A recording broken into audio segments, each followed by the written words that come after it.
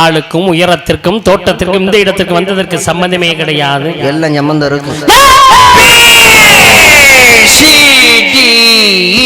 சூர்யானா நெருப்புடா.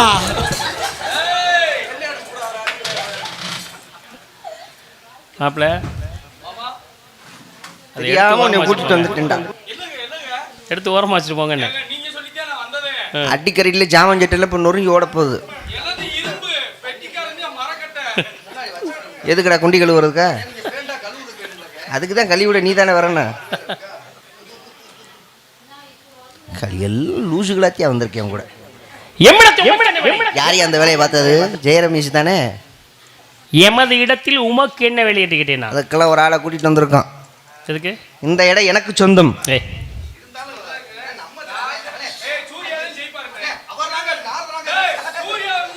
ரெண்டு பேருமே மறந்து குடிச்சுட்டு சாங்கடா.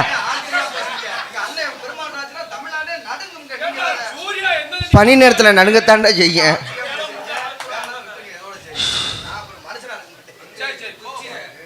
உங்களை சொல்லி குத்தம் கிடையாது. உங்களுக்கு அட்வான்ஸ் பண்ணி கூட்டிட்டு வந்தாரு அவரை சொல்லணும். மாப்பிள்ள எனக்கு பேசலை, உங்கள்தான் பேசிக்காப்ல. தம்பி தான் எனக்கு பேசிக்காப்ல. ஐயோ போடா டே, நல்லா இருப்போம். காலையில் கோட்டு கூட வாங்கித்தரேன்டா. மாப்பிள்ள சரவண மாப்பிள்ள ஒரு பக்கத்துல இருந்து ஒரு போட்டோ எடுத்து போயிருங்க, அப்புறம் அடையாளம் தெரியாது.